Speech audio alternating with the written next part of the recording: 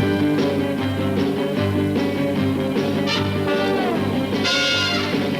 Comics and Comics, we have a segment where we like to give an opinion about something, and if you've ever read any fanboy post on any message board anywhere, you understand why we call this segment But Let's Face It.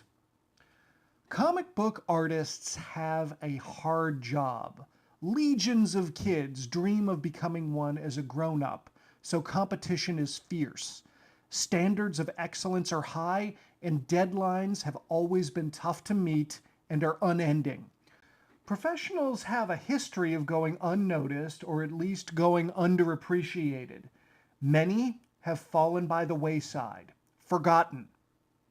But let's face it, today, right now, hot comic book artists are becoming rock stars.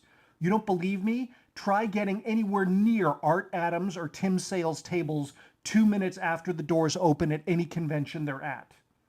The world of comic book art has become an incredibly active market. The original cover of Spider-Man 49 by John Romita went for $167,000 at a heritage auction.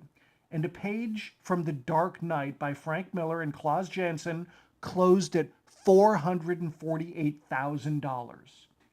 Artist alleys at Comic-Cons are a big deal, and seeing sequential illustrators who have slaved away for countless hours at the drafting table be mobbed at conventions by people looking to buy original art, prints, sketchbooks, and commission drawings, well, it's all kinda cool.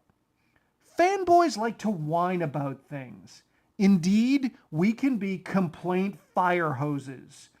If you look at the entire history of art, you will see it's overrun with artists being taken advantage of.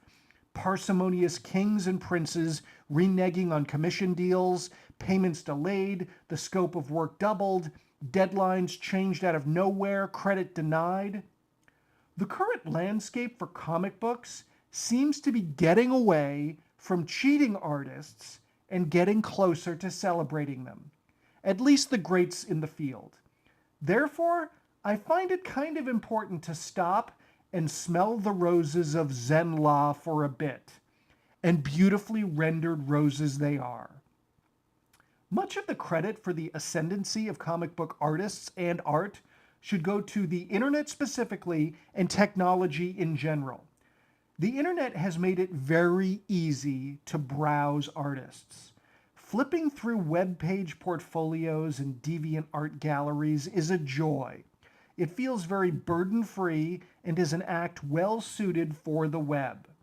It's so easy that some patrons of comic book artists are becoming so without even reading the comics that the artists draw for. Digital art may indeed be dominating comics, but it's also making analog art seem more precious by comparison. Collectors are popping up with great frequency and clamoring for hand-drawn art. My take is that, by and large, the market of comic book artists has become pretty efficient, and it seems remarkably democratic.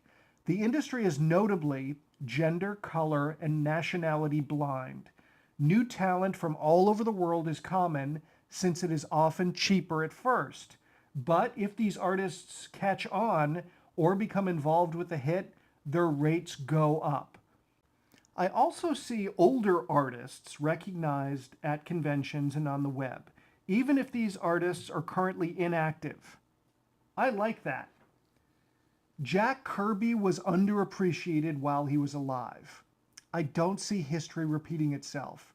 Perhaps his descendants aren't getting the money they deserve, but Kirby's reputation as the king of comics appears to be safe. New eyeballs are being exposed to and recognizing the genius of his work. The internet, as well as those who keep reminding us how great he was, can take some credit for that. All of this isn't to say that there aren't arguments between fans over who is better. And, for the record, I am 100% in favor of fistfights over comic book artists. I have yet to see a Neil Adams versus Barry Windsor-Smith brawl that wasn't at least as good as Ali Frazier 3. When it gets to that point of Barry's pencils on Conan 19 were so tight they didn't even need to be inked, you motherfucker, you know you're in for something better than anything that's in the Octagon. And the arguments over newer talent are just as good. Debates on gay marriage don't get nearly as heated as most Jim Lee versus Frank Quitely fights.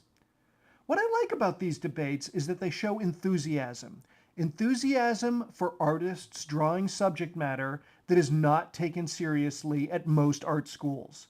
These arguments are like Vincent van Gogh and Gauguin debating Rembrandt. Only comic book artists have talent. Wait a second, let me take that back. That's cheap, not fair, and not even accurate. I actually like Gauguin and Van Gogh, especially their early work, although the Ultimates Van Gogh stuff is probably just as good. But perhaps the internet is making the market of comic book art and artists too efficient. Let's say you're a writer and you go to digitalwebbing.com to hire an artist and you find two that you like. One living in the US and one living in the Philippines. I'm going to guess that the one with the significantly lower cost of living is going to have a cheaper page rate and get the job. Make no mistake, the competition for comic book artists is fiercer than ever. What I like about that is if an artist doesn't have the clout that they want, they can do something about it. They can move up by getting better. You see it all the time. The extreme competition in the exciting world of comic book art makes everyone step up their game. Everyone tries to outdo everyone else. And let's face it, that makes our job of consuming comic books a whole lot more fun.